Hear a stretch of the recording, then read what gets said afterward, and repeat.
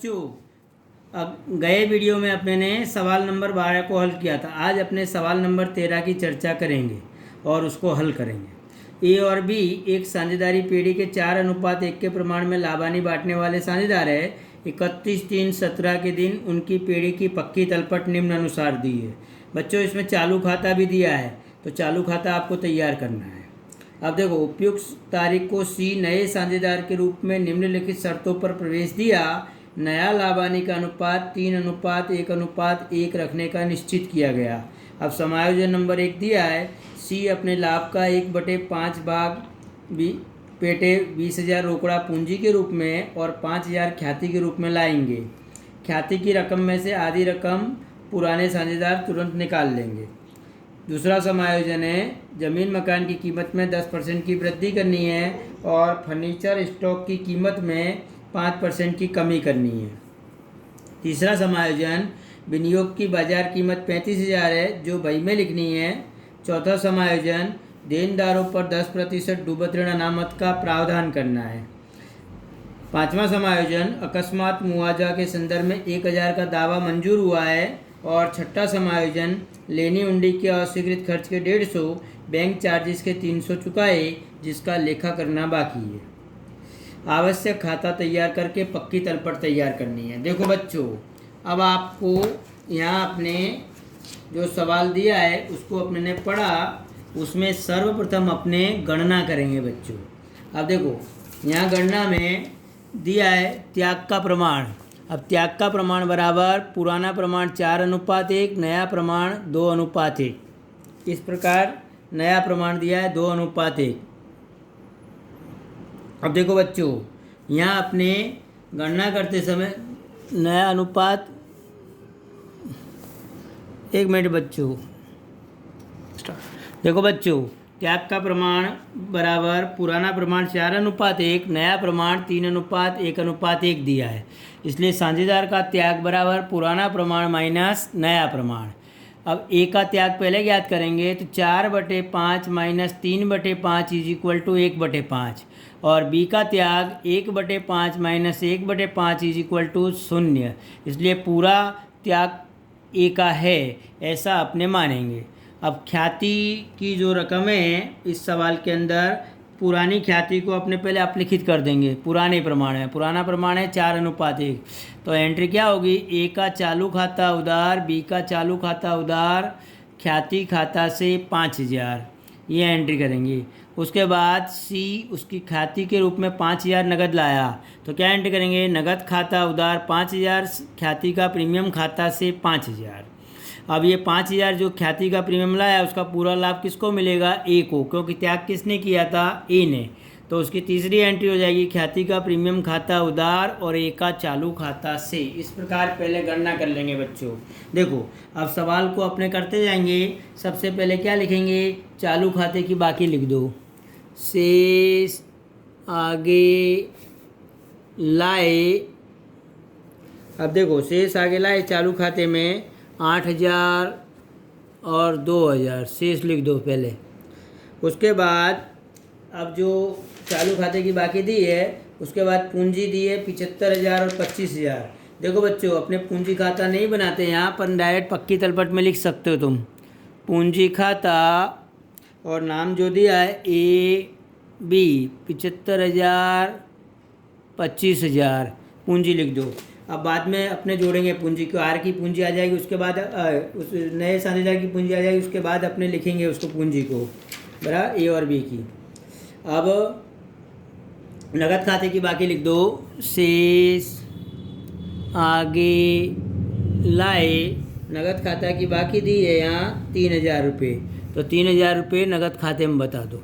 अब देखो, पुरानी ख्याति कितनी दी थी, 5,000, उसको अपने अपलिखित करेंगे और अपलिखित करते समय दोनों के बीच बांटे। तो अपने क्या एंट्री किए थे, ए का चालू खाता उधार, बी का चालू खाता उधार, ख्याति खाता से। तो चालू खाते में उधार बाजू लिख दो, ख्याति खाता 4,000 और 1,000, ख्याति की रकम दर्शा दी, अपने अपलिखित कर दिया। उसके बाद नकद के रूप में वह ख्याति लाया, कितनी लाया, समायोजन नंबर अब 1 देखो बच्चों। देखो, सर्वप्रथम समायोजन नंबर 1 दिया है कि सी उसके भाग में से लाभ के 1/5 भाग 20 रो को पूंजी का लाया, पूंजी के रूप में 20,000 लाया।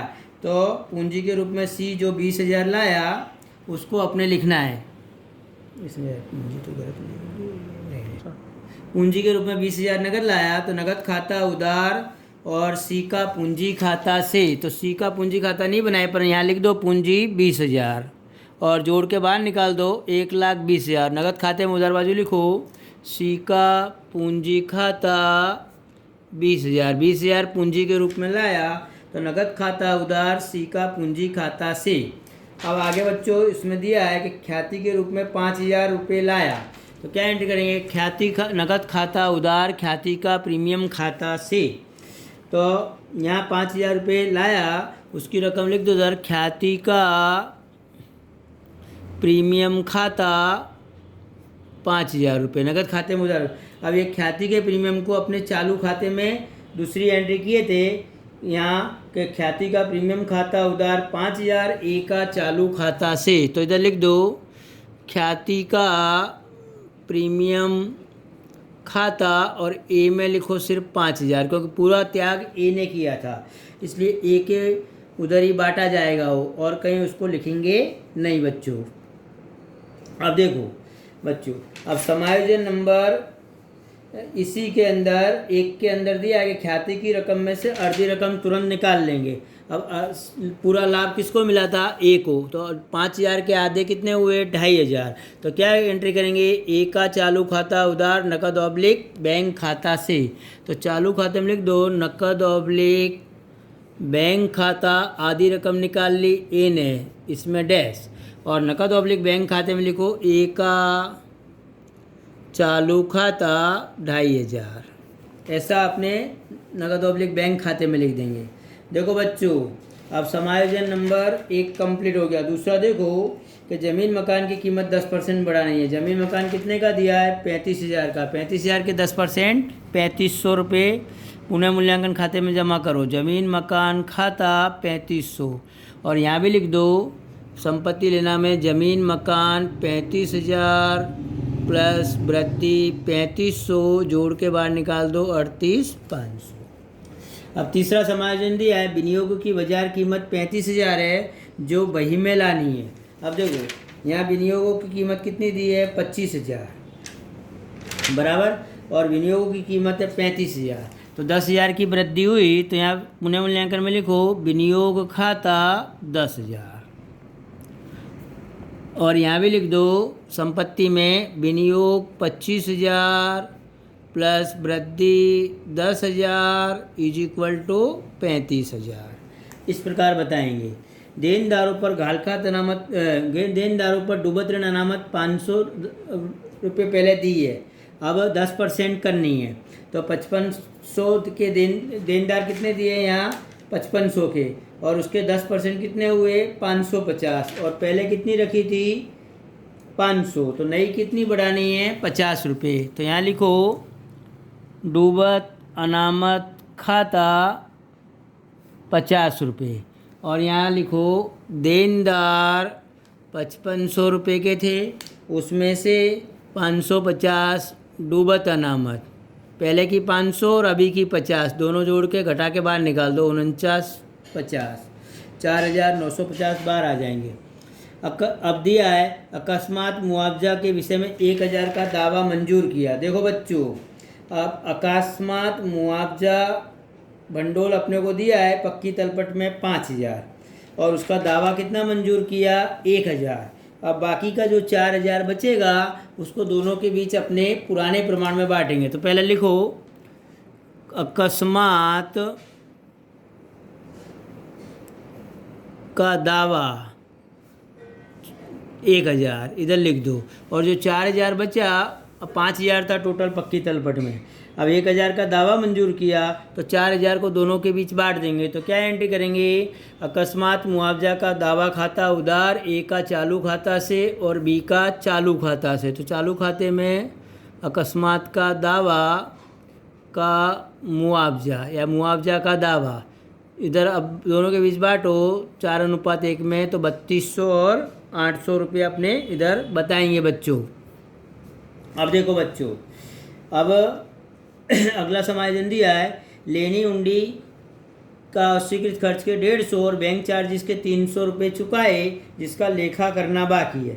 अब दोनों के चुका दिए तो क्या एंट्री करेंगे, लेन पुनः मूल्यांकन खाता उधार नकद ऑब्लिक बैंक खाते से। तो पुनः मूल्यांकन खाते में उधार बाजू बताओ, इधर बैंक चार्जेस और लेनी हुंडी दोनों को बता दो। बैंक चार्जेस 300, लेनी हुंडी के 150, इस प्रकार बताएंगे। और नकद ऑब्लिक बैंक खाते में भी लिखो, नकद ऑब्लिक बैंक खाते में लेनी हुंडी के चुकाए इसलिए जमा हो जाएगा 300, बैंक चार्जेस के 150, इस प्रकार अपने इसको बताएंगे बच्चों। अब देखो बच्चों, अब फर्नीचर और स्टॉक की कीमत में 5% की कमी करनी है। दूसरा समायोजन दिया था, उसमें ज़मीन मकान में अपने वृद्धि कर दिए थे, जबकि फर्नीचर और स्टॉक में 5% की कमी करनी है दूसरे समायोजन के अंदर। फिर से देखो बच्चों, दूसरे समायोजन में अब फर्नीचर कितना दिया है यहाँ 30,000 का, और उसके 5% कितने हुए 1500। तो पुनः मूल्यांकन में लिखो फर्नीचर खाता 1500, और इधर भी लिख दो फर्नीचर कितने का दिया है, यहाँ टोटल फर्नीचर दिया है 30,000 का, माइनस कमी 1500 घटा के 28,500 बाहर निकाल दो। उसी प्रकार स्टॉक लिखो, इधर स्टॉक कितना दिया है बच्चों 15,000 रुपये का, और 15,000 के 5% अपने कम करना है इधर। तो यहाँ अपने स्टॉक में कमी कर दो 750 की, माइनस कमी 750, तो 14,250। और इसकी दूसरी असर पुनः मूल्यांकन बता दो, स्टॉक खाता 750, दोनों को अपने इधर बता देंगे। देखो बच्चों, अब अपने पुनः मूल्यांकन खाते सवाल पूरा हो गया, सवाल का टोटल करेंगे। पुनः मूल्यांकन खाते की जमा बाजू का टोटल है 13,500, यहाँ भी लिखो 13,500, उसमें डिफरेंस कितना आया बच्चों 10,750, अंतर की रकम। ये लाभ, इस लाभ को चालू खाते ले जाएंगे साझेदारों के, और ए और बी के बीच 4:1 के प्रमाण में बांटेंगे, तो इसको मिलेगा 8,600 और उसको मिला 2,150। इस लाभ को इधर ले आओ चालू खाते में, पुनः मूल्यांकन खाता रकम लिखो 8600, 8,600 और 2,150। अब बच्चों अपने इसका टोटल करेंगे पुनः चालू खाते का पहले। इसका टोटल हो जाएगा 24,800, उसका टोटल होगा 4,950, इतना ही टोटल अपने उधर बाजू लिखेंगे 24,800, उसका लिखो 4,950। अब इसका डिफरेंस कितना आया 3,950, और इसका डिफरेंस आया 18,300। इसको लिख दो शेष आगे ले गए। अब ये उधार बाजू डिफरेंस आया तो अपने पूंजी दायित्व में लिखेंगे बराबर चालू खाता, ऐसा नाम लिखेंगे चालू खाता ए और बी। ए का लिखो 18,300, बी का लिखो 39,50, और टोटल कर दो इसका 22,250। अब देखो बच्चों, अब अपने नकद ऑब्लिक बैंक खाता पहले बंद कर दें, तो उसका टोटल है 28,000, यहाँ भी लिखो 28,000। उसमें से अपने 3 रकम का टोटल घटाएंगे तो डिफरेंस आएगा 25,050, शेष आगे ले गए। इसको यहाँ ले आओ, नकद ऑब्लिक बैंक खाता 25,050। अब अपने पक्की तलपट में जो विवरण लिखने के रह गए उनको अपने लिखेंगे बच्चों। पक्की तलपट में नज़र करो, देखो पूंजी आ गई, चालू खाता आ गया, कामदार दुर्घटना मुआवजा भंडोल आ गया, लेनदार आए, लेनदार नहीं आए तो लिख दो यहाँ लेनदार 4,000 के बच्चों। जो जो लिखने का रह गया है वो लिख दो। फिर देनी हुंडी लिखने की रह गई है तो यहाँ लिखो देनी हुंडी 1,000। और यहाँ बच्चों कुछ लिखने का रह जाए तो उसको भी लिख देने का, अब कुछ रह जाता नहीं है, लगभग सब आ गया। अब इधर बाजू देख लो, संपत्ति लेना बाजू, ज़मीन मकान आ गए, फर्नीचर आ गए, विनियोग आ गए, स्टॉक आ गए, देनदार आ गए, लेनी हुंडी नहीं आई बच्चों, तो यहाँ लिखो लेनी हुंडी, जहाँ जगह मिले वहाँ लिख देने का लेनी हुंडी 2000 की। उसके बाद रोक नगद और बैंक आ गई, सब आ गया। अब दोनों बाजू का टोटल करेंगे अपने बच्चों, तो यहाँ टोटल हो जाएगा 1,48,250, 1,48,250, 2 लीटी, 1,48,250 और इसके नीचे भी 2 लीटी। इस प्रकार इस सवाल को अपने हल करेंगे। आप लोगों को पुनः अच्छी तरह से अपनी नोटबुक में फिर से इस सवाल को हल करना है बच्चों।